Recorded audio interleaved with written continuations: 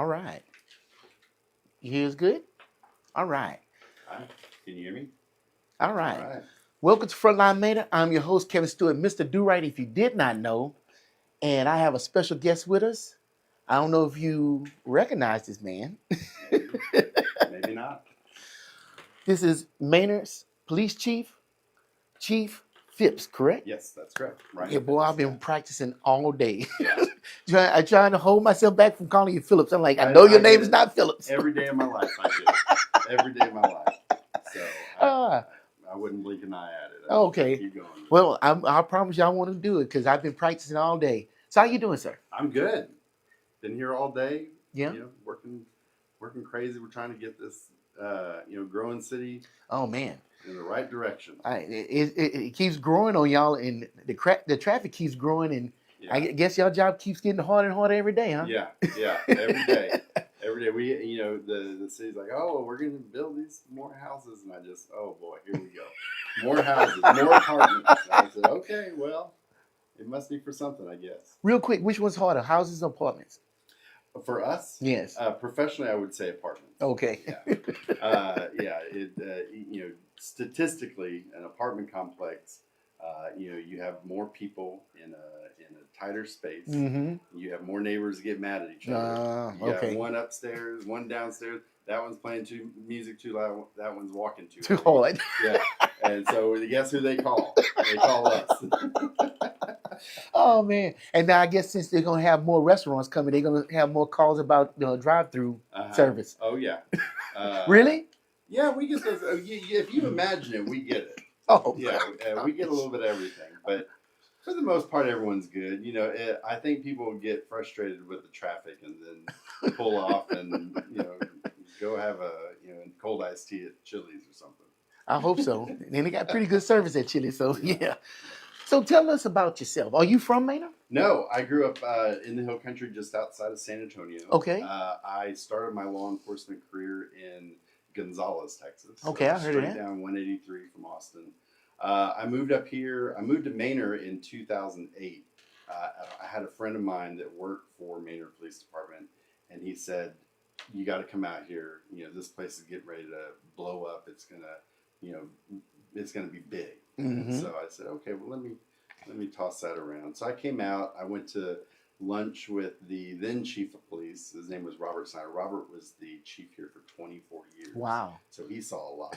I've seen a lot too in my time here, but 24 years. It was a one horse town back then. For real. So I came and I had lunch with him, and I said, "You know what? This I'll give this a go." Mm-hmm. I love Gonzales, and it had a lot of the same vibe and characteristics, and I really liked it, and I still love it. I love this community. So I've been here since 2008 is when I came to work for Manor PD. We were, I want to say we were about 12 to 15 then. When I took over as chief, December 1st of this year will be my 10-year anniversary. Wow. As chief. Okay. Yeah. Congratulations. Thank you. Yeah. And when I took over as chief, we were either 18 or 20, Mm-hmm. and then we just got approved for new positions, and so as of October 1st, we'll be 57. Wow. Yeah. So a little bit of growth in my time here. Yeah. But it's been a lot of fun, and we have an outstanding team. I grew up outside of San Antonio. I have two sisters. My parents have both passed, but I have a sister in Austin, and a sister is still down in San Antonio area, and nieces and nephews. I come from a very large family, so lots of cousins and nieces and nephews that are all great. Okay. And a long, long line of San Antonio firefighters. I'm the only cop. Really? So I get a little bit... you get razzed a lot, huh? Yeah. Why didn't you want to be a firefighter? I don't know. I grew up around all of them and in firehouses. And when I was in, I want to say it was kindergarten, could have been first grade, I went to a Catholic school in San Antonio, and I joined a youth baseball team. Okay. And the team that I got placed on, the coaches were all San Antonio police officers. And there was something about them that I just idolized, and I saw something in them, and so I remember from a young age, I was like, that's what I want to do. I don't want to spend my nights in a firehouse, you know, with nothing against my firefighter brothers and sisters, but I just, I was, they carried themselves very, you know, with integrity and just had a good vibe to them. And so ever since then, you know, it was that single thing, just playing baseball and t-ball with some coaches. You know, Wow. influenced me. Yeah. Wow, Yeah. that's a really good story. Yeah. Thanks. So yeah, so I started Gonzalez and made my way up here and came to Manor. We were, you know, the police department that I was in when we started was down where the smoke shop is. So Okay. City Hall, and the next little section was the police department, and then the next little section was the public works and development services. And then beyond, so there was two desks. There was a public works person in there and a development services. And just beyond that, there was a solid door, and then there was our evidence room. And so you walked into that office, and it smelled like marijuana so bad. And I said, "How do y'all sit in here and work all day, smelling like, you know, smelling this?" And they said, "We're fine in here. I don't know what you're talking about." But that was a different day. But that building now, it's funny because that building is now a smoke shop. You know, so full circle, I guess. Okay. Yeah. All right. So let's get into it. I got some Yeah. questions here. Want to ask you. And the first question is, can you give us an overview of the current state of public safety in Manor? What are your most important things residents should know about crime trends and safety in our city? Sure. Um, you know, first off, we have a pretty safe community. We have Okay. issues here and there, but they're no different than Hutto and Round Rock and Kyle and Buda. You know, we all kind of face the same issues. Crime trends, you kind of see it changing on the time of year. uh, as we're coming into the fall, closer to Christmas Mm-hmm. time, we always tell people porch pirates. You get a lot of deliveries for Okay. Christmas holidays and things on porches or real pretty wreaths on doors. We get a lot of people that come through and grab that again. Wow, they stealing wreaths off Oh of yeah, doors? it'll sew your wreath. So Wow. tie that thing down. Wow. Yeah, so that time of year, during the summertime, we see an increase of car burglaries Okay. and auto theft. And so with that, we tell people, you know, make sure that you lock your doors. We have a lot of car break-ins. You know, there's a lot of videos online of these kids or people that are walking around neighborhoods. All they do is lift door handles, right? Mm-hmm. And the most frustrating situations when we go to those is when we have somebody call and they say, "My car has been broken into and my pistol was in there and they got my pistol." And, you know, we go to those calls and there's no broken window. And what that means is that door was unlocked and you left the pistol in there, and now we have possible criminals that have, you know, access to a firearm. Right. And so we preach to people, please just make sure that you keep your car doors, you know, locked. If you have valuables, take them in or hide them, Mm-hmm. and that will help yourself not become a victim to one of these, you know, guys walking through neighborhoods lifting door handles. Yeah, going through your ashtray, stealing your change Right, and yeah. stuff. Yeah, that's easy. That's easier than going to somebody's house or something. Yeah. Yeah. So easy. And, you know, we have those situations where cars get broken into and all they go in there and they take the pocket change out Mm-hmm. of the cup holder. And be like, I'm not going to report that. I'm not going to, you know, call the police. Yeah, I got to get to work. Where we ask that you still report that, even though it may be a few dollars of change missing, because we work off of statistical data. And so we need to know that's a little dot on our map, Right. that there was crime there. Well, if you're one of the dots and there's 15 other dots in your neighborhood, we may need to pay some more attention Right. to that, right? And so we encourage people to let us know where the crime is happening, even if it's just a few dollars of change in your vehicle. Okay. Because that gives us the know-how or the knowledge to make sure we tell our officers where they need to be or spend more time. Right. You can follow the trends. Right. That way you can maybe correlate to where this coming from, or Right. maybe even finding a suspect. Yeah, absolutely. Okay. And we have a crime analyst on staff with the department, and her whole job is to take those crime statistics and crunch them, and she can get information on where maybe the next crime is going to be committed. Wow. So when you started, did y'all have a crime analyst? No. Wow. So this is somebody you brought in. Yeah. Okay. We brought in a crime analyst. It's a very important piece to a growing department. Okay. She is very educated, and she takes numbers from all sorts of things and all sorts of data, and she has this whole network of the Pflugerville crime analysts, Austin Police Department. We're a member agency of ARC. I'm not sure if you're familiar with that. No. ARC is the Austin Regional Intelligence Center. Okay. And so that's their crime analyst, and so being a member of that, our crime analyst works with their crime analyst. So if their crime trends, if we have somebody that a bank got robbed over here, and then one of our banks gets robbed and it has similarities, right? We try to tie all that stuff together. Okay. Yeah. So, but yeah, crime analyst is a big deal for us to have, and luckily, our city council supported and saw the need and the benefit of having that available to us. So, okay. Yeah. Oh, we got a lot going on over here. Yeah.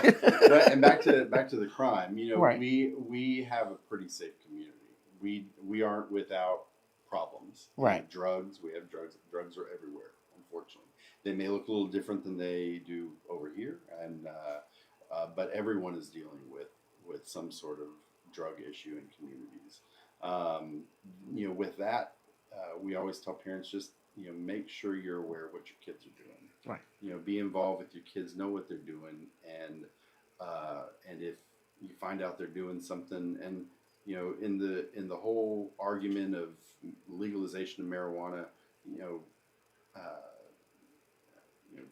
that's a personal choice thing. If you take a gummy to go to sleep, and I don't ever have to deal with you, good luck to you. But at the end of the day, if your kids are using drugs, that's the moment to step in and try to help them, step away from that. Okay. So, do y'all see a lot of migration of crime coming over from Austin?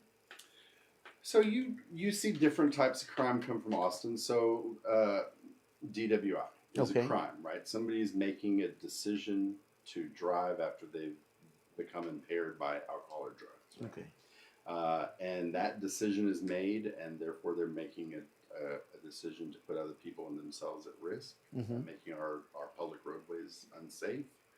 And so when APD went through their staffing crisis after the pandemic, they lost their DWI team. The officers solely dedicated to addressing that issue.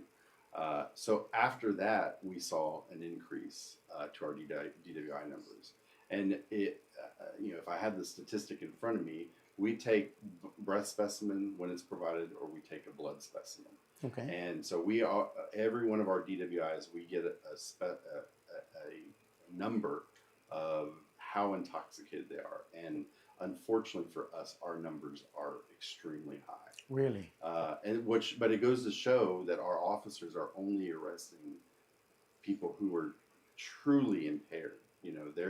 They're building their cases following these cars, or getting information from people calling 911 that this person's driving on the wrong side of the road, or however the situation is that we encounter an intoxicated driver. But the numbers are frightening, and I'd say that we are lucky. APD is now staffing some DWI officers, but not all of them come from APD. We grow some here in town, and we have a great relationship with the institutions that are here that serve alcohol. Okay. And we work with them to ensure that they don't overserve people. And then, but you see them come from Pflugerville and Round Rock and other people's homes in Austin, or in house parties, and there's an array of places that they come from, and we try to track all that data. Okay. and so you do see certain things come from other places. We get a lot of stolen vehicles, Okay. right? We get stolen vehicles. We get most of those come from Austin, or most of them come from the Pflugerville area, Round Rock, and so they come in here. They commit crime. A lot of times if they're trying to break into cars, the car that they're in that they know is going to be on everybody's camera might possibly be stolen, right? They're coming to our Walmart to do something bad. There might be in a stolen vehicle. Okay. So we see things like that. Yeah. Okay. We're in there. So most of your DWIs happen on 290.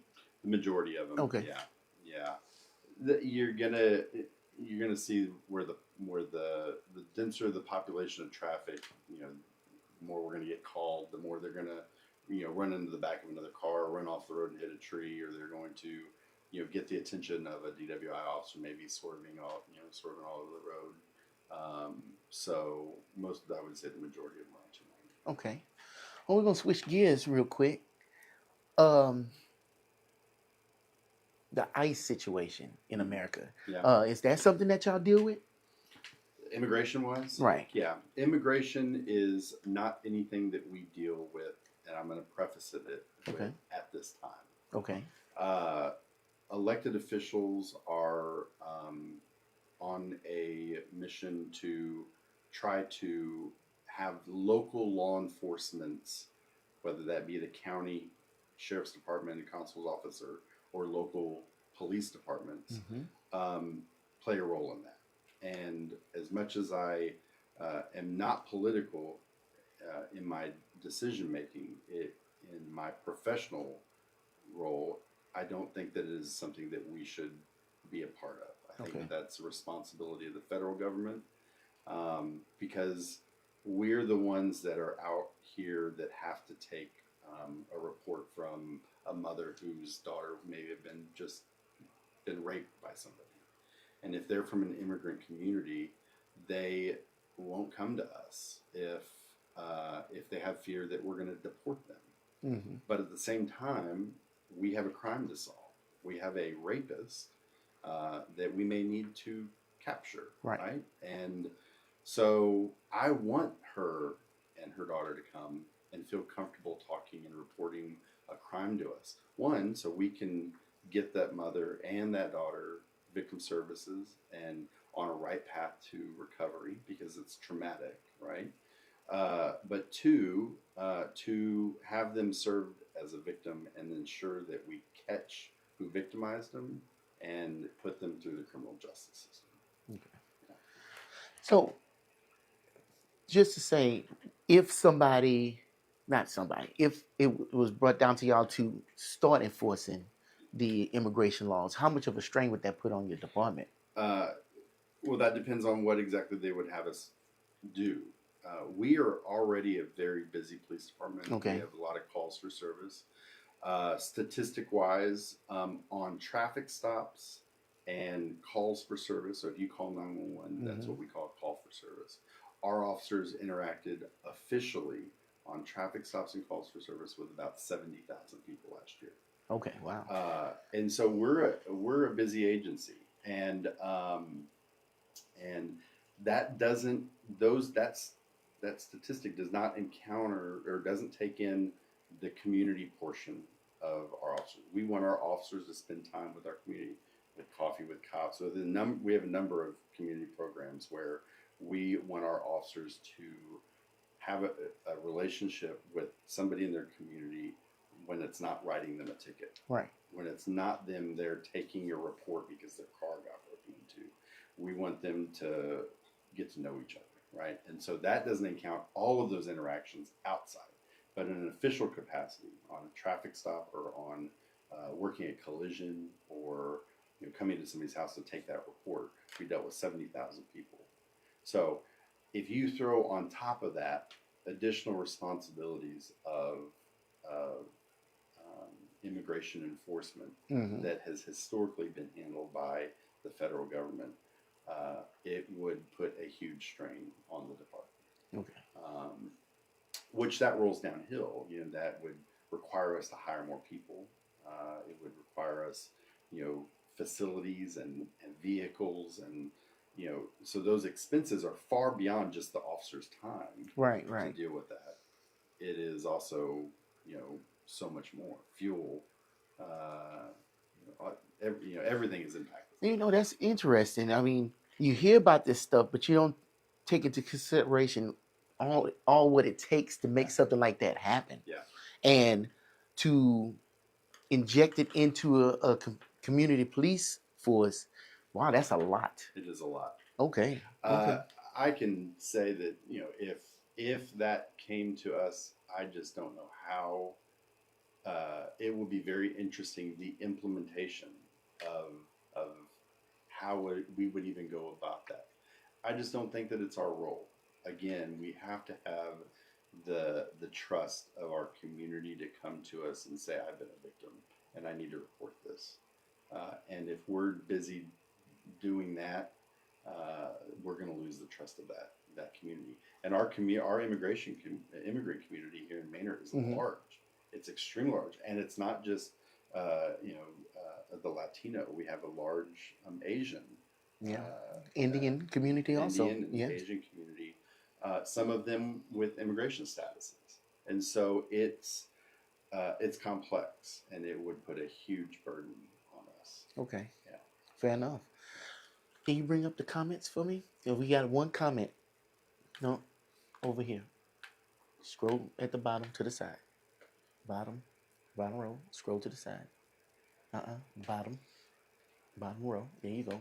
Scroll. There you go. You see the little message? There you go. Talking with my producer. Don't worry about it. You're doing a great job. There it is.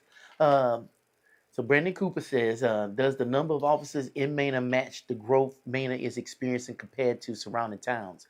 If not, are there funds in place to hire or train more officers? Thank you for your comment.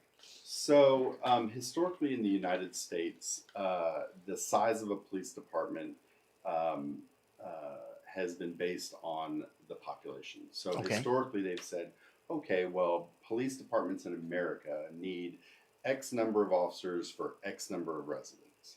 And we have found that that is a little outdated. Okay.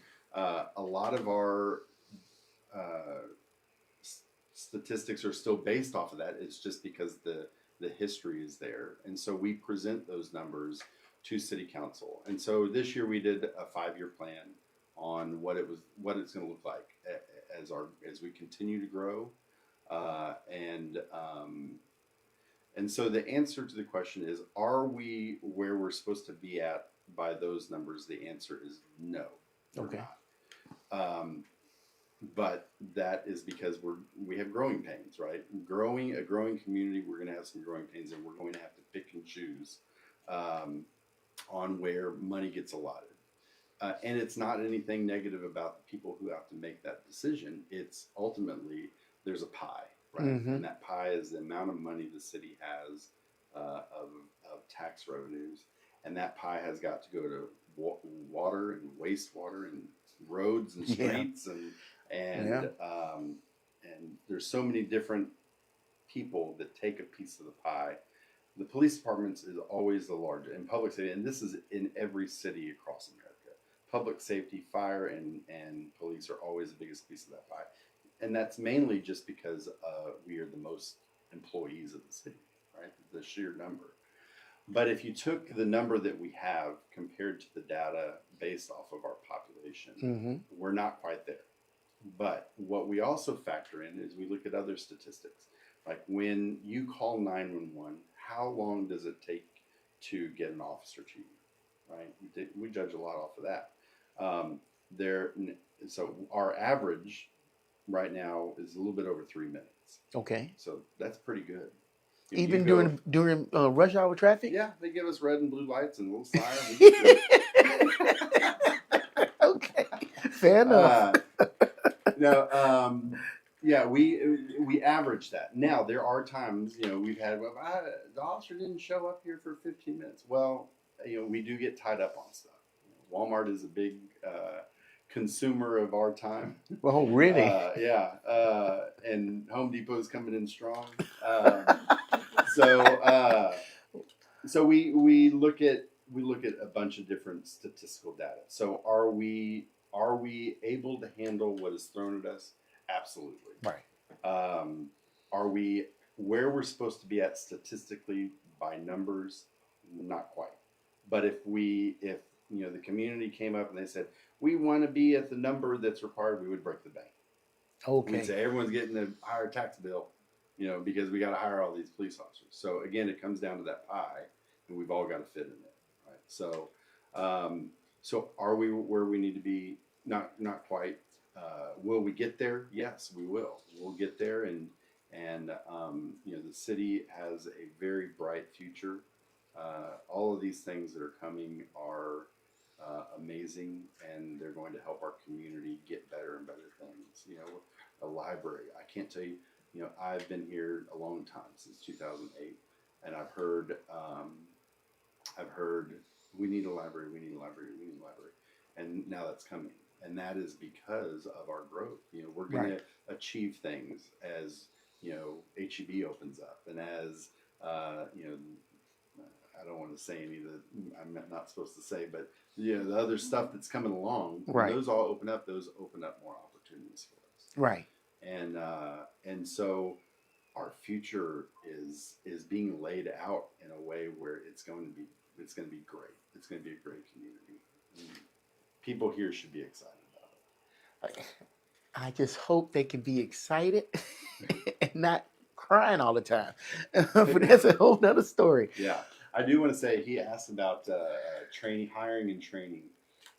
So our city council gives us an amazing training budget, and that is something that I preach to having a successful police department.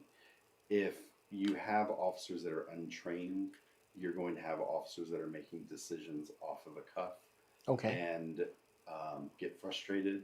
And so we invest heavily into the training of our officers, and it shows. Like I said, we dealt with 70,000 people Mm-hmm. in 2024, and in those 70,000 people, we arrested people, we towed people's cars, Right. we had to use force on people, we got in car chases with them. So out of 70,000 people, we had 5 complaints on our officers last year. Just 5. Just 5. Well, that's good. I seen one of those police chases. Yeah. that was interesting. They happen. Yeah. Well, okay. Can you tell us some of those trainings that your officers do? So we're heavily focused on mental health training. So Okay. I don't agree that mental health is a law enforcement issue. I agree with you. Because I believe that when somebody's experiencing a crisis, that they are sick. Mm-hmm. Same as having a cough or cold or flu, right? You don't call us when you have the flu. And I think that there should be something else figured out for society when somebody else is experiencing something that they need some mental guidance, mental health, right? Services. Unfortunately for us, it has been placed on our shoulders in America today. Law enforcement is the response for mental health. And so having our officers trained in recognizing something is going to hopefully prevent an officer from having to touch somebody or use a taser or, God forbid, a gun on somebody because of their mental health status. And so we focus heavily on the mental health training. But there's all sorts of things. There's interview and interrogation. We have a few getting ready to go to that. That teaches our officers and our detectives on the proper way of asking questions when they may be dealing with somebody who committed a crime. Okay. And people aren't always honest with us, if you can believe it. I don't know why they wouldn't be. And so we, in service of the victim of that crime, we have to know how to talk to people and how to ask them questions. So, but there's a wide variety. I could go on and on. We send officers every year to class called EVOC. It's Emergency Vehicle Operations. They just got back from that this week. They were there last week. They go to College Station, and they learn how to drive a car. We're taught in the police academy, and we do the little you go around the cone, go around this cone, but you really don't get the understanding of what can your car truly handle. And so they get out onto it's held at an old Air Force base out near College Station, and they have these professional instructors come out, and where that comes in is that reduces our liability and our officers getting in accidents. Does Okay. this still happen? Yeah, we drive. I mean, we're on these roads with y'all. There's a lot of cars out there. And not everyone's the best driver. But we want to make sure that our officers are the best drivers. And how can they be evasive when they need to be to avoid an accident? How to handle their vehicles when they're having to chase somebody, and so it's a great school because we also use it as a tool to have the officers bond. It's important that they have a relationship within the department as well, because that gives an opportunity for doing the right thing is contagious, right? And so when they're all buddies and they're all doing the right thing, that's going to be contagious for the next one and the next one and so forth. Okay. So that team building is also important during the week. So they're out there and they're encouraging each other because it's pretty difficult. And they all stay together in an Airbnb, and they eat together, and they use that time to and like bonding. Yeah. So you mentioned training.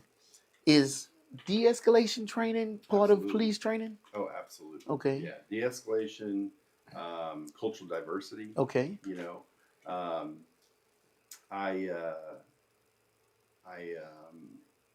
had a lady one time ask me. She said, I want an officer to come to my house that looks like me. And I said, okay. I said, well, what does that mean, and why are you saying that? And she said, well, because culturally, I don't think that another officer would understand. And I said, well, I think really what you are saying is, and I'm going to use some bad language here, so please, if there's any kids, is you don't want an asshole cop coming to serve you, right? Like that's at the end of the day, that's what we all want, right? Like, we want somebody that's just going to treat us fair and that's going to do the right thing, even if that means, holding the person accountable if they broke the law. But it's going to be done fairly, and it's going to be done with the least amount of force that's required, and with a little bit of dignity. Walking somebody out in handcuffs in front of all their neighbors, let's try to scoot them along. We're not going to leave them out for display. And there's little things that we have to take into mind that at the end of the day, even though we're arresting this individual, we're still serving that individual. So I think I changed her mind when we had that conversation. I said, it shouldn't matter what religion the person is or whatever. We're coming there with a clean slate. We're going to give you the fair shake, and that's what anybody wants in this. A fair shake at what's going on. Good. Okay. Oh, okay. Well, before I ask that, I don't want to lose my train of thought. Sure. Talking with the mayor, I know one of the things that they have been trying to work on is having an EMS in town. By us not having an EMS in town, how much strain does that put on the officers? Because I see a lot of posts about the helicopters coming in, the life flight people out of town and everything like that. The stress it adds to us is if it's an extended wait time for what we call the ambulance to get to the scene, right? And that could mean that the officers have to do CPR longer, which is when you're doing it. If you've never given CPR to somebody, it's tiring. It's extremely tiring. Yes. And you have the human emotion of dealing with that subject or that situation, and it's a lot to deal with. And so, luckily, the fire department usually gets there. Any EMS call, the fire department gets dispatched automatically as well. So if the officers are usually always there on scene first. And so if they're giving CPR, a lot of times the fire department will step in and take over. So it could also mean having the roadways shut down longer. Our officers get frustrated, because that's the big issue here, right? Everyone's get the god dang roads reopened, and well, we're waiting for the ambulance to get here, Wow. Yeah. But luckily, I think that if we looked at the times, Austin Travis County EMS serves us so well. They're a top-notch entity, and we just need they're not really staying up with our growth, and we have one truck that they're stationed at an apartment complex out on 290. I don't Right. really know I do. so that the employees, they work 24 or 48 hours on, I can't remember, but while they're there, they live in the apartment. The EMS truck is down below, and they get a call, they run out, and they jump out and get out on 290 and go.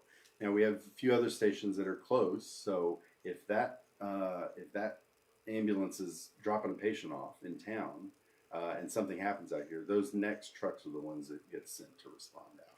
So sometimes the frustration with us with that is just sometimes the wait. Okay. The air ambulance, the helicopter comes when it's a critical situation. If you see an ambulance coming, that means somebody needs to get to the hospital really quick. Okay. We do that a lot with car accidents, because a lot of times there's some internal stuff that may not be seen, by the officers and the firefighters, paramedics on the ground, but they know something's wrong. They know something's going on there. So when minutes count, they're going to call that helicopter, and we're going to land it out here to get somebody on it. So, wow. Well, that helps us roll into that next question, which is how many fire departments does Manor have? Do we plan on adding more as the city is growing? I would say yes. I think I can answer that question. Yeah, I don't know a whole lot about fire department. So the fire department here anywhere in Travis County, outside of the city of Austin, we have what are called ESDs, Emergency Service Districts.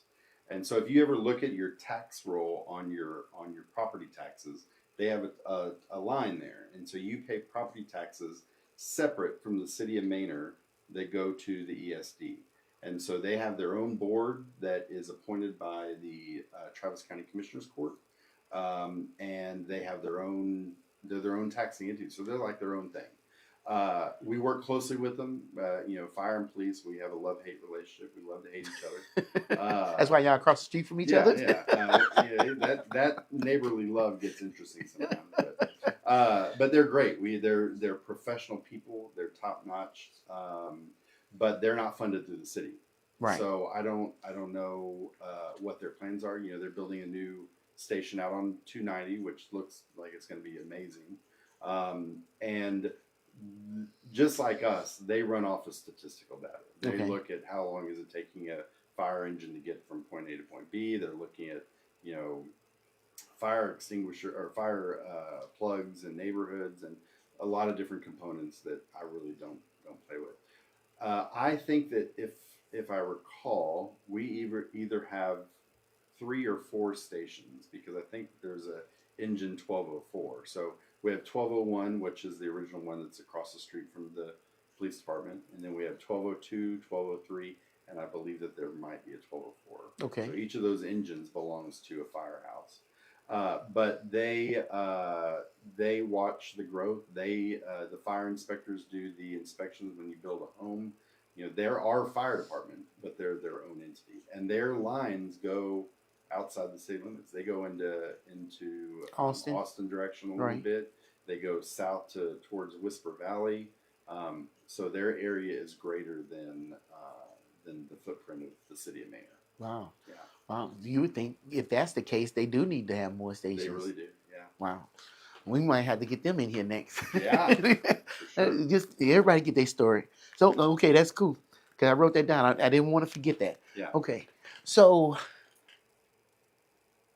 nothing came out of that conversation. So I'm gonna go back to my list of questions. So the next question we had was Manor has been growing rapidly in the recent years. How has this growth impacted the Manor Police Department, and what steps are you taking to ensure our police force can keep up with the expanding community? Yeah. Well, we go back to statistical data. We watch Right.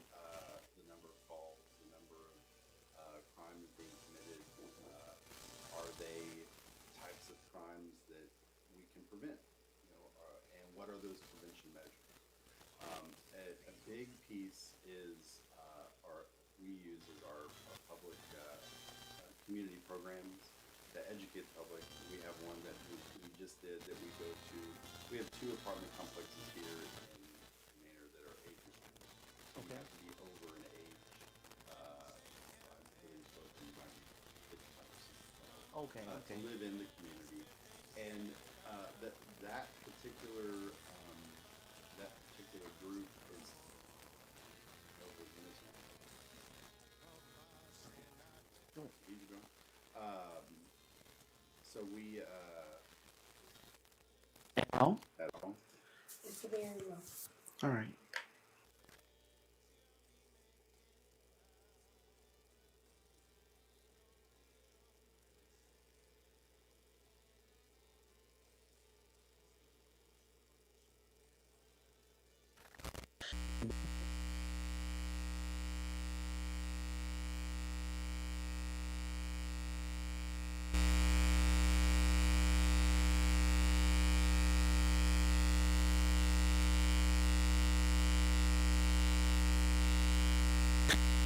Wait one.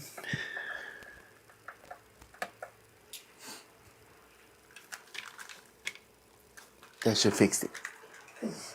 They come loose. It start having feedback. Oh, okay. Yeah, I got to be in front and behind the camera.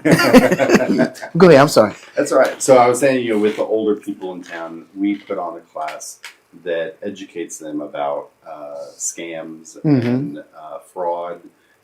These people that are calling and saying, "I'm Officer so and so with the Manor Police Department," or "I'm Officer Detective so and so with the Travis County Sheriff's Office. You have a warrant, and if you don't pay right now, I'm going to come and arrest you." And it's like, that's generally not how we conduct business. And then they say, okay, well, you got to pay by Bitcoin or by Gift card. gift cards. Yeah. And, it's comical in that we know that would never be. The government official is never going to ask you for payment by Bitcoin or by gift card. But I will tell you that they scare these people so badly that they believe them, and before you know it, they've given them their savings account. And so we try to prevent that, and we put on these classes. We put on robbery prevention or robbery response training for all of our financial institutions in town. So luckily, banking has evolved so much over the last handful of years. If you go in to rob a bank, and hopefully a bank robber is listening right now, if you go in to rob a bank, you're not going to get money. The machines that they use nowadays they do not give the tellers access to hand out a large amount of cash, and that's just the technology now. But in the event that they do experience that, we teach the employees of the financial institutions what we're looking for. What do they need to pay attention to? What is our response going to look like? Because it's going to be a lot of people with guns, and they're probably not going to be nice, right, at the initial start of it.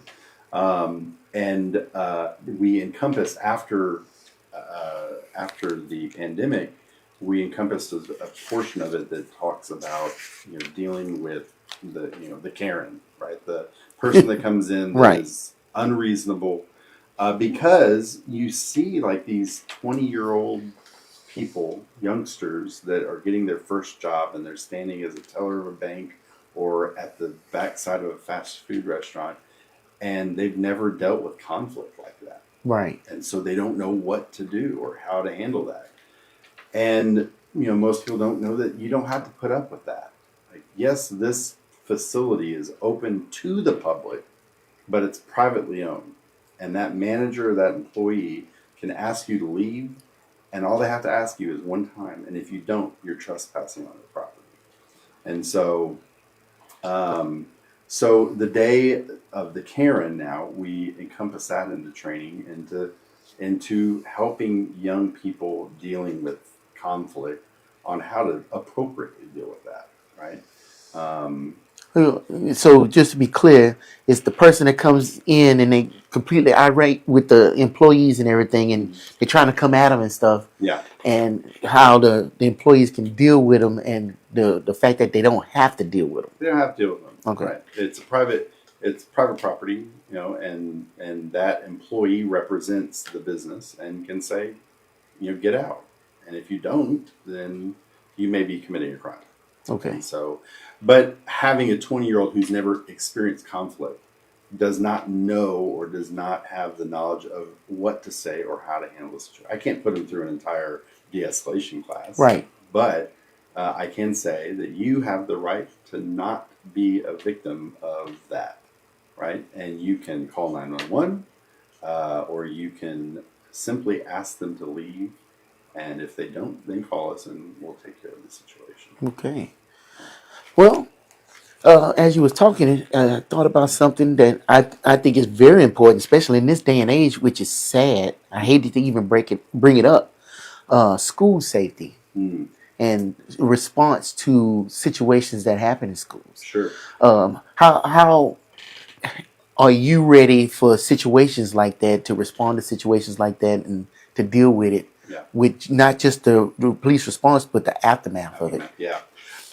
We train every year with so Manor ISD has their own police department. Okay. Chief Yarborough there at Manor ISD is a great guy, great leader of that institution, and every summer is our opportunity while the kids are out of school. We band together, our officers and their officers, and we practice drills and training on what that response is going to look like and our partnership in that response. A lot of lessons have been learned, unfortunately, because we've had enough situations that every one of them should be used as a learning lesson by law enforcement anyways. Other people, not so much. But we take note of what went right, what went wrong in those encounters, and then we put them into our own practices. Okay. Uvalde was a mess. Yes. And there were a lot of lessons learned. And so is every response going to be perfect? No, but we all know the responsibilities or the roles that we have when we're going to something. Right. Right. And so our officers, Manor ISD officers, we are prepared for whatever. And at the end of it, can I say, is it going to be perfect? No. I can't say it's going to be perfect. I hope that it's perfect. But we train and we prepare, and we have competent people that know what they're doing. Okay. That was really good. You answered pretty much everything I could come up with. Moving on to the next question. Well, I take that back. So now we talked about the school safety, emergency response, like the flooding that we had this year in 4th of July, and city emergencies and things like that. Yeah. Can we talk about the preparedness we have for that? Sure. A great lesson that was provided to us was the Snowmageddon. We're all living without electricity. Gosh, wow. But that provided us a lesson in preparedness and in response. Mm-hmm. And so shortly after that, we brought on a emergency manager for the city of Manor. Right. Works with at the police department. Her name is Robbie Barrera. She was a Texas DPS trooper for many years. Wow. And then she was hired on, and I can't remember her last role. I think it had a chief title at Texas Division of Emergency Management. And we were fortunate enough to get her to leave them and come to work for us. Okay. And so she is responsible for preparedness and looking at the weak points that the city has. Um, our personal preparedness is key, and she's going to be pushing out some information and developing a class. And we have a group here in Manor that actually just took a class with her. I can't remember what they're called right now, but personal preparedness is key, because when a disaster strikes, everyone is busy, right? And so we want people to be in a position to take care of themselves. Okay. Right. So let's say a tornado comes through town, right? And a tornado comes through. That's pretty isolated. Mm-hmm. That situation would be pretty easy to manage. We know people are going to need homes, right? They've lost their homes. They may need immediate medical help. There may be gas leaks because houses are ripped off their foundations. There's going to be different things that tornado would produce. There may be street damage and anything you can imagine. What Robbie does is she ensures that when that happens, the appropriate people and the appropriate teams are brought in to get everything back on track. Okay. We have American Red Cross on speed dial. They're going to come in. They're going to say, okay, how many houses need hotels for a week? How can we help you file your insurance claim? Okay. How can we get you on the path to recovery? The next door neighbors, if their house wasn't touched, great. Y'all are prepared. Y'all may need water for a few days because the water system's down. Y'all got that. And so everyone kind of has a key role. And her job is to be that center person that ensures that all of the people that need to be coming and playing ball here are playing ball. So she's the one at the hub that's sending out all the calls to get everybody together. Yeah. And she has the playbook of all the people that need to come together for a certain emergency. Yeah. All right. And Texas, so Texas has something called the STAR program, where anything when a disaster occurs, the mayor will declare a disaster for the city of Manor. Okay. Right? Then the next step is for the county to declare a disaster declaration, and then the state. Every time one of those happens, doors open. Right? Okay. So when the mayor has declared a disaster declaration, that means there are doors open. And so Robbie gets on there, and we stand up a emergency operations center, and she says, state of Texas, we need this, this, this, and this. And that's through that STAR system, those things come in, and we get support from the state or the county level, wherever it needs to come from. Okay. Wow, that's really good. Yeah. That's really good. And you took it a bit further than the mayor did. Yeah. But it sounds like y'all on top of it. We try to be. And he said the same thing you said, that the polar vortex was an eye-opener. Yeah, it was. But, we lived through it, right? Right. I don't think, in Manor, we didn't have any deaths. So it was a disaster. It was a moment that we will all remember. Right. Not fondly, but it provided us what we needed to learn things. And so are all those, is that negative thing a complete waste on it? No, it wasn't a waste. It was a great lesson for us to be prepared for whatever God throws at us next. Well, yeah, I think you said it best. It was an eye-opener. Like, okay, we made it through this, but we could do it a lot better. Yeah. Yeah. Fair enough. I did too. I need to start keeping emergency food. Yeah. I got to keep some emergency water just in case something happens. A generator, because I don't want to be in that situation again. Yeah, I think we all bought generators. Right? So we got every house got a generator. We'll probably never have a snowstorm like that again. I'm not on wood, but because it's pretty cool outside now. We're all prepared. Here we're all sitting with these generators. Yeah, anyway. yeah. Now we have to do some education and not to run a generator in the house. Yes.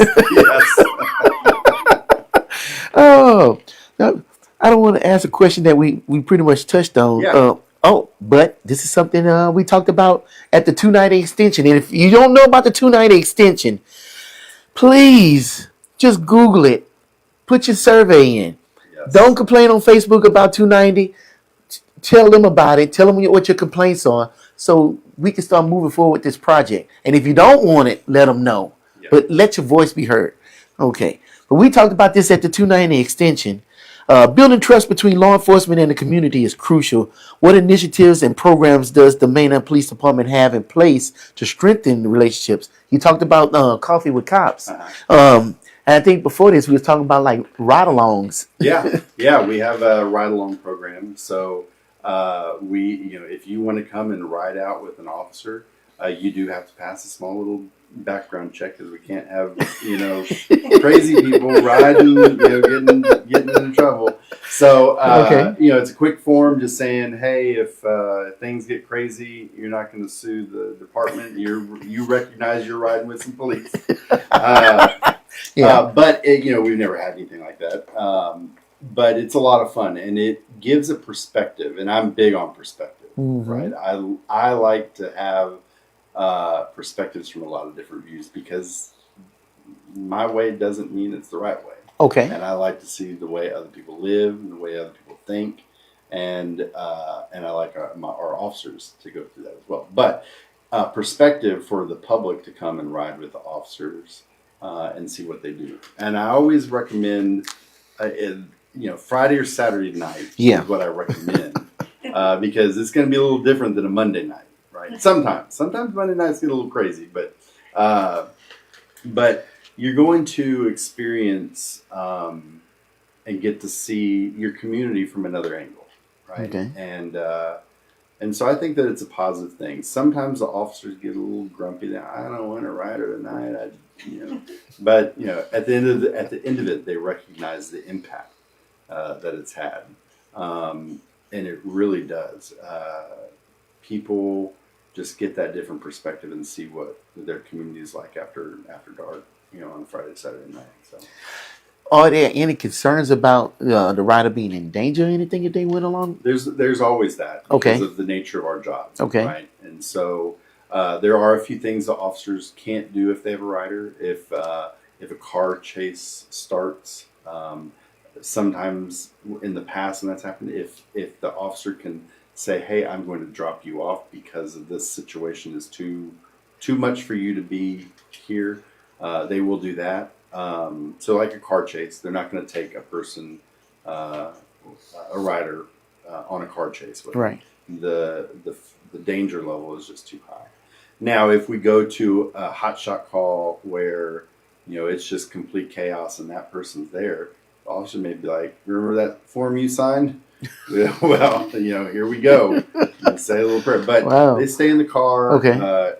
We've never had an incident where I Okay. think anybody felt in too much danger. So, but it is definitely something that I recommend people, especially people who don't have a connection to law enforcement, who maybe have some questions about law enforcement. You can talk to the officer and ask questions and become informed and learn a little bit while you're out there. Another program we do that I love is we do a Citizens Police Academy. Okay. It's 10 weeks long. It's only one night for 10 weeks, so it's only 10 classes. And we provide dinner. Our local restaurants donate dinners for the class. And it is such a good time, but it gives a perspective, right? We go over every aspect of the police department. What do the detectives do? What are the different detectives in CID? We've got a property crimes detective. Okay. We've got a persons crime detective. We've got a child abuse detective. So we've got these people who are specially trained in investigating crimes of certain types, right? And so in that class, you get to kind of learn what the inner workings are of the department and how we go from point A to point B. We are one piece of the criminal justice system. Okay. Right, and we're the beginning piece. We take the package of what is the criminal or the case, and we present that to the prosecutors in the court. And then from there, we don't have anything else to do, and we may get subpoenaed to go testify in court. Mm-hmm. Other than that, after we deliver the package, we don't have anything else to do with it. Victim services goes a little further than we do because the criminal justice system is complex, and most people don't go through it. And I hope that most people don't have to navigate it as a victim. But in the instances that they do, we have victim services that help navigate them past us delivering that package to the court system. Okay. So So we kind of touched on it before the show, and I think it's important with touching base with the community. There's a lot of distrust in the community with the sure, police. yeah, Accountability when it comes down to, because you said that you only had 5 complaints last year, which is great. yeah. But let's say you had more complaints. How would you deal with that? Because I don't think the public really understands how it's Yeah. dealt with. So if a complaint comes into the police department and it is of criminal nature, Right. right? The officer, when he was doing X, Y, or Z, he, stole something, or there's a criminal element. We have a partnership with the Texas Rangers, Okay. and so a Texas Ranger will come out and they will investigate the criminal side of that complaint. On the other side of that the criminal aspect is the internal, the policy violations, right? We have policies and procedures that the officers work by, and obviously if they've stolen something or done something that violates the law, they violated a policy. So internally, we have what's called an IA investigator, internal affairs investigator, Right. who takes a complaint and does an investigation on the allegations on the non-criminal aspect, the policy side of it. And then that comes together, and if there is enough evidence that a crime was committed, it goes to a grand jury, and if we find that he or she violated the law, then a warrant, and they go to jail just like anybody else. If it is solely a policy violation, where what the complaint is saying didn't actually occur like this, but it still violated this policy, well, then that is going to say, okay, well, this complaint is sustained because it violated policy X, Y, or Z. Right. And then it goes up the chain of command to my desk, where it can result in termination, demotion, days off without pay, additional training, Okay. a wide variety of different things, or all of them, or some of them. They don't just get one. And that's determined on the severity and what policy was violated. And okay, well, she's saying that this is missing. Well, the officer didn't document this, and that was the violation. So we're going to ensure that the officer receives training to where next time he's done with that, well, you need to make sure that that's documented. Okay. Right. And you're getting a day off without pay because you were taught that in your FTO program when you became an officer here.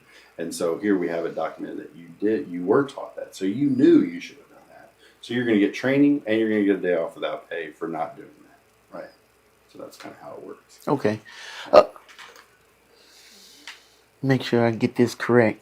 Okay. So I'm going to push back a little bit. Okay.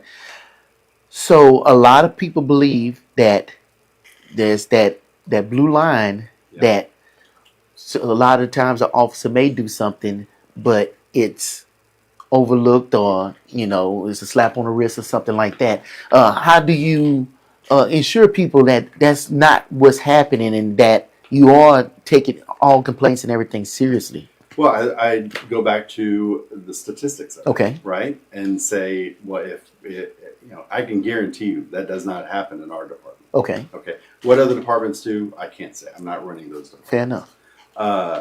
But in our department, it is at the core that we're going to do what's right, right? And so when an officer doesn't do what's right, whether it's a law violation or policy violation, it's going to be swiftly and correctly handled. But if remind me the question at the core. Well, just will it just be covered up? Will it just be a slap on the wrist just because you protected one of your own? Yeah, so that goes back to the statistics. Okay. If the officers knew that they worked for a department where they could get away with doing stuff like that, then they would do stuff like that. Okay. Okay, and then that would reflect in the number of complaints we had on our employees, because you have some officer that knows, hey, I can be a jackass and I can go and do X, Y, or Z because I know That's not going to happen. And then they're going to go out there and do that to people, and then those people are going to complain, and they're going to start saying our police are corrupt, and there's going to be all Right. this talk, and that doesn't happen. We don't have that. That reflects in dealing with 70,000 people last year, Right. and having 5 complaints, right? And like I said, keeping in mind in those 70,000 people, we arrested a whole bunch of them. We towed cars. We held accountable people that would send frustration or send them saying, well, I can complain against officers, but they didn't, because they were probably treated fairly. They just recognized we have a job to do. We have to hold people accountable when they break the law, right? And so if the officers were out there doing bad things, that would reflect in complaints and issues against the department. Okay. Right. Man, I love it. That's great. All right, let's get another question. If y'all have some questions, here's the time to put them out here, because we're not going to be on here too much longer, because we like to go to sleep. Let's go into... no, you talked about that. Man, you got to get out my questions, because you getting all the answers. Okay. What are the top 3 things you would recommend Manor residents do to help keep themselves and their families safe? Lock your cars. Okay. Lock your doors. Know your surroundings. Be smart about it. We've seen time and time again, walking through life unaware is sometimes an invitation, right, to being a victim. And so, and that is in no way blaming a victim for being a victim of a crime, but having awareness of your surroundings, of possibilities, is important, especially in this day and age. Right. So I would say that that's important. If God gave us the 6th sense, where sometimes things aren't right, and I hear this a lot. Like people say, "Well, I saw him, doing that, but I didn't know, so I just, didn't do anything." I'm like, that was your 6th sense telling you, and that's what we're here for. Just call 911. Yeah. Say, hey, something's not right. I just saw this, and something's not sitting right with me. Can you have an officer come and check? Officer roll by. If there's nothing, there's nothing. If there's somebody we need to talk to, we'll talk to them. But at the end of the day, we checked it out, and that's what's going to build a safe community. It takes it. I can't have an officer in every neighborhood, at every moment of every day of every night. Yeah, you ain't got enough people for that. Right. I can't have them in every gas station, at every intersection. There's so much demand and need for our services. So at the end of the day, there's only so many of us. Right. And so being aware and utilizing that 6th sense, even by yourself. I'm not saying you have to call in every person, because that's not what we want either. But if something is just not right, you're given that 6th sense. We've all experienced that. Right. If you're driving home and you see a car that's just not right, call it in. Nothing can come of it. So that's what we're here for. And we want people to feel safe. We want you to feel safe when you're at home in Manor. And I think you should feel safe. We don't have a lot of issues that should make you feel unsafe. But it is those little things that chip away at that feeling. Somebody getting in your car and stealing the change out of the couple. Right. It's those little things that chip away at that safe feeling. Right. And then the chatter online, I got my car broken into, then all the chatter that comes with it. And somebody from Pflugerville chimes in that had nothing to do with Manor. Or the person from Georgetown. Oh, well, my car got broken into. Well, you're in Georgetown.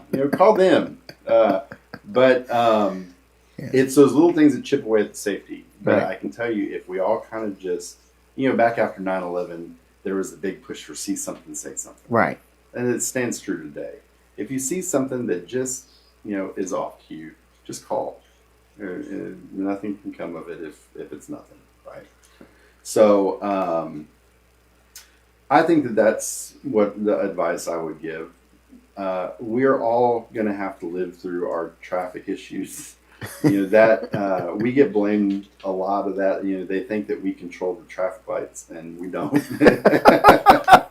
Okay. And there, one little accident will set off a 1,000-mile line of traffic. We understand that. We try to work as hard and as diligent as we can to get things moved along.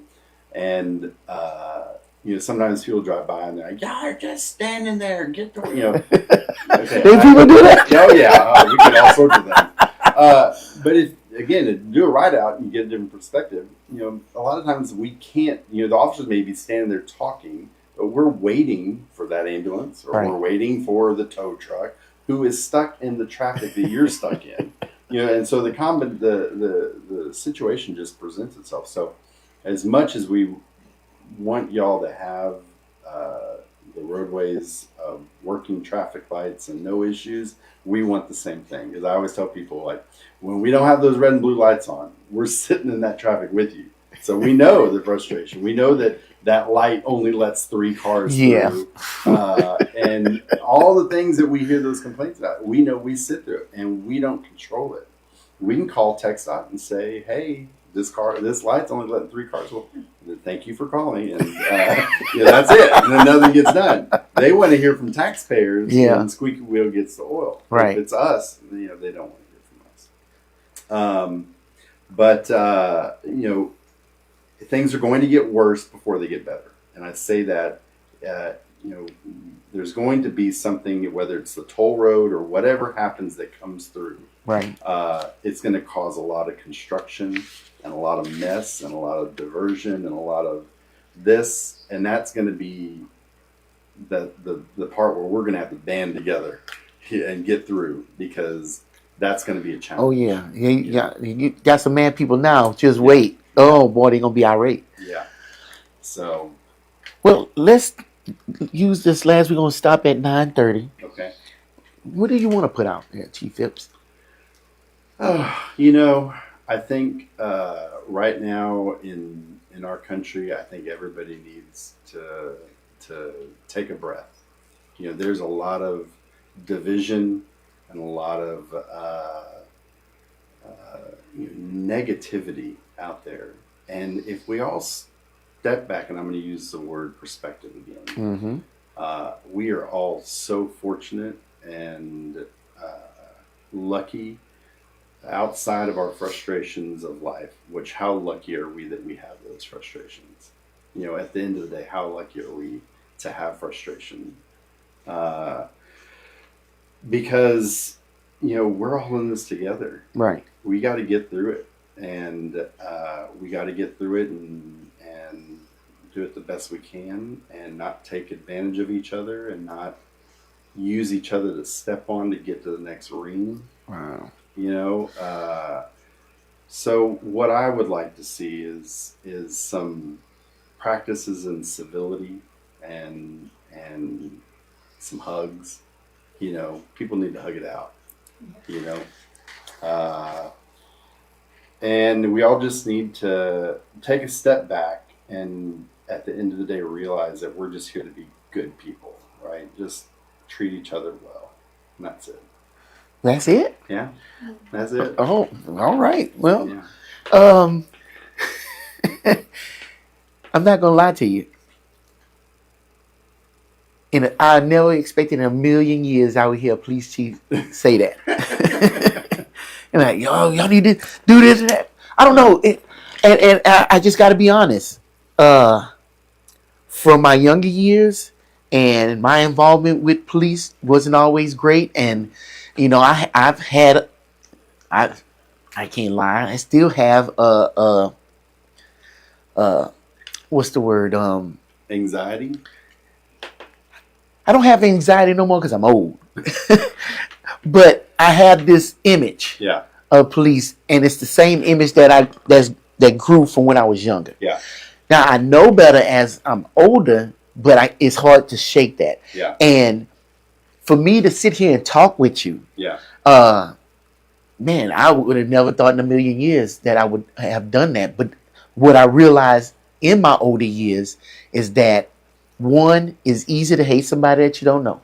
Amen. And I would rather sit down and talk with you and find out who you are because past the uniform, you're still a person. Absolutely. And when you talk to somebody and you hear them talk, you like you said, people have intuition. Yeah. People know when they're getting bullshit. Yeah. And I know when I first met you, Mhm. you know, I didn't know you from Moses. Yeah. And when I first met you, I instantly knew that you weren't bullshitting me and you were genuine. And the reason why I knew that, you shook my hand because I knew we emailed and Yeah. everything, Yeah. but you shook my hand when you found out who I was. And it's something that Obama said. He said you can shake somebody's hand and it's just a handshake. But when you shake somebody's hand, you put your hand on their elbow. Yeah. That means that that person means something to you. And when they put their hand on your shoulder, Yeah. it means even more. And Yeah. so when you shook my hand, you put your hand on my shoulder, and I was like, well, wow. And so that told me about your character without you even saying anything. Yeah. And so everything you said after that, I listened to it and I heard exactly what I heard tonight. Yeah. So, I mean, you could be bullshitting me. I don't Yeah, I'm know. not bullshitting. But I'm not bullshitting. I really don't believe that you are in my heart of hearts. Yeah. And I'm glad that I got past my discomfort to sit down and talk with you because I've only been in Manor for 2 years, but I feel like I'm a part of Manor. Yeah. And with all the hate and discontent I keep hearing, I don't want to add to that. I want to be different and I want to bring something different. Yeah. And if I can just be the voice of reason and sit here and take myself out of a comfortable spot and be able to sit here and talk with you, I'm going to do it. Yeah. And I feel like I'm a better person for it. And we can be a better Manor for it. Yeah. And we can have all the things that we say we want. Yeah. That's just my 2 cents in it. Yeah. I don't know how you feel about that. Yeah, I think it's great. I didn't know I touched your shoulder, but that worked great.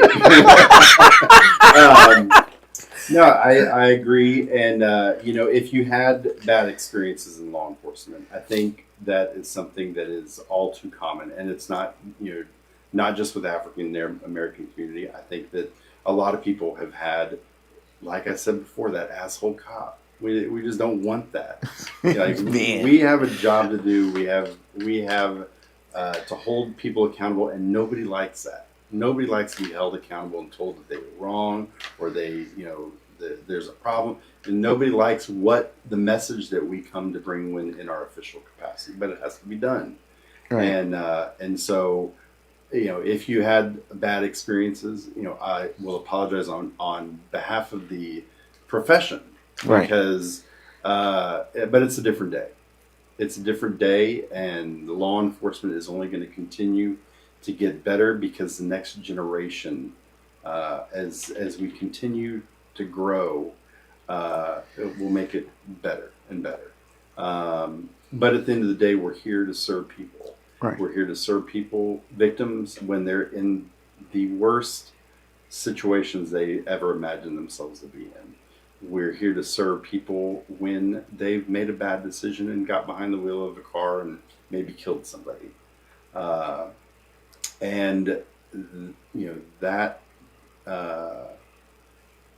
That's what we're here for. But we don't have to do it in a way that is ugly towards people, right? Am I saying that our officers are perfect and everyone's entitled to a bad day? Yeah. But I tell my officers to make sure your bad day is kept inside the car, and when you step out to serve somebody, you treat them exactly how you would want to be treated. And I'll tell you, I said anxiety earlier because people are like, I get pulled over and I get so nervous. And I can tell you, as a police officer for many years now, and the chief of police, I still get pulled over. I have a heavy foot. So. I don't give speeding tickets because I'm like, I don't want to be a hypocrite. But I have a little bit of heavy foot. But I get pulled over on occasion, and I can tell you, I get nervous too. It is a normal human experience to feel nervousness when somebody with authority is coming to tell you you did something wrong, right? And so I don't like to discredit people's feelings. Right. Right. And so you have a nervousness feeling dealing with us, anybody. I say that is completely normal. I experienced the same thing, and I've been on this side for a long time, and yet when I get pulled over, I still get that feeling. And so I think we have to realize that as people, that's just normal for all of us to experience that. You know, I don't get the anxiety no more because of good cops. I've been pulled over I got pulled over in Pflugerville, and that officer was so nice that I thanked him. Yeah. And he was like, "Well, why are you thanking me?" I was like, "You just don't understand because that wasn't my experience." Yeah. And it was always like, like I just punched his wife when he comes to the car. And I'm like, I didn't do anything. So, but the anxiety went away once I started having better experiences. And you're right, it's a different age. Yeah. I saw it change from when I was in my 20s in the 90s compared to in the 2000s and 2010s. Policing has changed, and definitely I would say policing has changed after the George Floyd incident. Sure. When you look at history, not just George Floyd, you can go back you can go to a lot of different encounters where law enforcement needed to be held accountable for how they served their community. Right. George Floyd was a breaking point. Okay. There was so much before George Floyd. Yeah. That community was mad at their police department, and that was the straw that broke the camel's back. You had a whole community that did not trust their police department, and so that situation again, horrible, but it provided us a learning experience. And are we all better for it? Probably, but it's unfortunate we had to go through that. Right. But at the end of the day, was it in vain? No, because we all learned something and we all grew from it. Hopefully. Well, I can't speak for every police department in America. Right. Because there are a lot of challenges, and I know that I don't agree with a lot of other law enforcement leaders and how they lead their organization. But that's not my role to critique them or whatever. That is their community's role to say, this is not the type of policing that we want or need. We want police officers that work with our community, that yes, have to hold the people accountable. Yes, that have to write tickets. Yes, that have to arrest people. And yes, that have to use force against people, as long as that force is within reason, right? As long as that what y'all are doing at the end of the day, you get the handcuffs on the person and you take them to jail, and now the court's problem, right? So George Floyd was a horrific thing and an embarrassment, in this profession. But we all learned something from it. We are all better because of it. So was it a complete loss? Maybe not. I don't know. And with that said, any last remarks? No. Let's hug it out. All right. I appreciate you coming in, man. You really want to hug it out? All right. And with that, man, I appreciate you tuning in. I'm going to sit here and make a commitment to y'all right here. When I was at that 290 extension, a guy came up and said that he watched the show. He had some critiques from me and some. Yeah, it was constructive. So I'm going to take it on board, but I'm going to commit to starting to do this a lot more, put more into it, because I really feel like the community needs this. And hopefully I can sit down with you and we can start doing some like updates and stuff for the city. And I think it's important for y'all to sit up here and engage with the city, the police. Hopefully I can get Fire in here or anybody else that y'all want to hear from, and send in your questions. Don't just go back and forth with assumptions. Let's find out. And let's get some good news coming out of Manor besides all of the hate and tragedy. But I want to make that commitment to y'all and start putting more into this. And with that said, I appreciate y'all watching. Chief Phipps, appreciate you watching. And until next time, peace.